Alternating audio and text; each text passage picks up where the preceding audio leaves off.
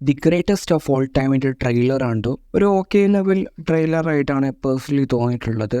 ഈ ഒരു മീറ്റർ പിടിച്ച് പോയാൽ മതി. ഇങ്ങനെ പോവുകയാണെങ്കിൽ ഹൈപ്പ് ഓവർ ആകത്തുമില്ല. പടം നല്ലതാണെങ്കിലും അല്ലെങ്കിൽ ഒരു ആവറേജ് ആണെങ്കിൽ നല്ല രീതിയിലുള്ളൊരു സക്സസ് പടത്തിൽ ലഭിക്കും. ഇപ്പം മാനാട് എന്ന് പറയുന്ന പടം വെങ്കട് പ്രഭുവിടെ one of the best movie എന്നാണ് പറയാൻ. ആ ഒരു പടത്തിൻ്റെ ട്രെയിലറും ഇതേ പാറ്റേണിലായിരുന്നു. അത്ര ഹൈപ്പില്ല, അതേപോലെ തന്നെ കുറേ കാര്യങ്ങൾ നമുക്ക് മനസ്സിലാക്കാൻ പറ്റാത്ത രീതിയിലാണ് തന്നിട്ടുള്ളത്. പക്ഷെ പടം വേറെ ലെവലായിരുന്നു.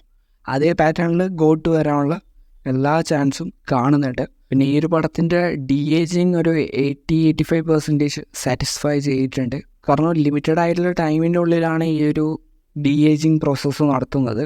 ഇപ്പോൾ കുറച്ചും കൂടി എക്സ്ട്രാ ടൈം കൊടുക്കുകയാണെങ്കിൽ ഇതിനേക്കാളും ബെറ്റർ DAGing റിസൾട്ട് കാണാൻ പറ്റുമായിരിക്കും. എന്തായാലും നിലവിലുള്ള ആ ഒരു ഫുട്ടേജിലൊക്കെ സാറ്റിസ്ഫൈഡ് ആണ്. ഒരു 80-85% സാറ്റിസ്ഫൈഡ് ആണ്. പിന്നെ പടം മെയിനായിട്ട് ഫോക്കസ് ചെയ്യുന്നത് സ്റ്റോറിയിലായിരിക്കും. ഇപ്പോൾ DAGingൻ്റെ അകത്ത് എന്ത് ഇഷ്യൂസ് ഉണ്ടെങ്കിലും സ്റ്റോറി നൈസ് ആണെങ്കിൽ അതൊക്കെ ആൾക്കാർ ഇഗ്നോർ ചെയ്യും. അപ്പോൾ നല്ല സ്റ്റോറിയും നല്ല സ്ക്രീൻ പ്ലേ ഉണ്ടെങ്കിൽ പടം രക്ഷപ്പെടും തന്നെയാണ് എൻ്റെ ഒരു ടേക്ക്. അപ്പോൾ ഈ ഒരു പടത്തിൻ്റെ ട്രെയിലറിൽ വ്യക്തമാക്കി തന്നിട്ടുണ്ട് വിജയ് ഡബിൾ റോളാണ്. അച്ഛൻ മകൻ എന്ന രീതിയിലാണുള്ളത്. അച്ഛൻ്റെ പേര് ഗാന്ധി എന്നാണ്, മകൻ്റെ പേര് പറഞ്ഞിട്ടില്ല. അപ്പോൾ ഈ ഒരു പടത്തിൻ്റെ ട്രെയിലറിൽ തന്നെ പറയുന്നുണ്ട് വില്ലൻ ഈ ഒരു അച്ഛൻ വിജയനെ ടാർച്ച് ചെയ്തിട്ടാണ് വരുന്നത് എന്ന്. അപ്പോൾ ഈ ഒരു പടം ടൈം ട്രാവൽ മൂവി ആയിരിക്കില്ല, പകരം ഒരു ക്ലോൺ ബേസ്ഡ് പടമുള്ള ചാൻസാണ് കാണുന്നത്. കാരണം ഈ ഒരു പടത്തിൻ്റെ ഒരു ഫുട്ടേജിൽ അച്ഛൻ വിജയുടെ ആ ഒരു ഫോട്ടോ യൂസ് ചെയ്തിട്ട് P1 എന്ന് എഴുതിയിട്ട് 1974 എന്ന് പറഞ്ഞിട്ട് ഡേറ്റ് ഓഫ് ബർത്ത് കാണിക്കുന്നുണ്ട്. അതിൻ്റെ തൊട്ട് താഴെ P2 എന്ന് പറഞ്ഞിട്ട് 2024 ഡേറ്റ് ഓഫ് ബർത്ത് ആണ് കൊടുത്തിട്ടുള്ളത്. അപ്പോൾ അത് മിക്കവാറും ഒരു ക്ലോൺ വേർഷനാണുള്ള ചാൻസ് ഉണ്ട്. അപ്പോൾ ഇവിടെ വില്ലൻ വിജയ്ക്ക് അഗെയിൻസ്റ്റ് ആയിട്ട് ആ ഒരു ക്ലോൺ വിജയിനായിരിക്കും യൂസ് ചെയ്യുന്നുണ്ടാവുക.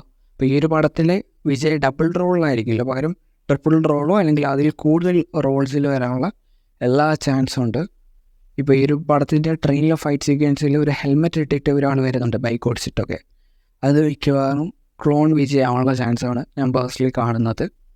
പിന്നെ ഈ ഒരു മകൻ വിജയ് മിക്കവാറും ഒരു സയൻറ്റിസ്റ്റ് ആവാനുള്ള ചാൻസും ഉണ്ട്. എന്തായാലും നല്ലൊരു സ്റ്റോറി ലൈനുള്ളൊരു പടമായിരിക്കും ഇത് എന്ന് തന്നെയാണ് എൻ്റെ വിശ്വാസം. ഇപ്പോൾ മാനാട് പോലത്തെ ഒരു കോംപ്ലക്സ് സ്റ്റോറി ലൈനുള്ള ഒരു പടം വെങ്കട് പ്രഭു എക്സിക്യൂട്ട് ചെയ്തിട്ടുണ്ടെങ്കിൽ അപ്പോൾ അതേ ലെവലിൽ ഈ ഒരു പടവും എക്സിക്യൂട്ട് ചെയ്യുന്ന ഒരു വിശ്വാസം എനിക്കുണ്ട്. അപ്പോൾ എല്ലാം ഡിപ്പെൻഡ് ചെയ്യുന്നത് സ്റ്റോറിയിലും അതേപോലെ തന്നെ സ്ക്രീൻ പ്ലേയിലാണ്. നല്ല രീതിയിൽ എക്സിക്യൂട്ട് ചെയ്ത പടം നെക്സ്റ്റ് ലെവലിലേക്ക് പോകും. അപ്പോൾ I am waiting for September 5th അന്ന് ആ ഒരു പടം കണ്ടിട്ട് റിവ്യൂ പറയാം. അപ്പോൾ ഈ ഒരു പടത്തെ പറ്റിയിട്ട് നിങ്ങളുടെ അഭിപ്രായം എന്താണ് ജസ്റ്റ് ഒന്ന് കമൻറ്റ് ചെയ്യാം. So thanks for watching this video. See you guys in the next video.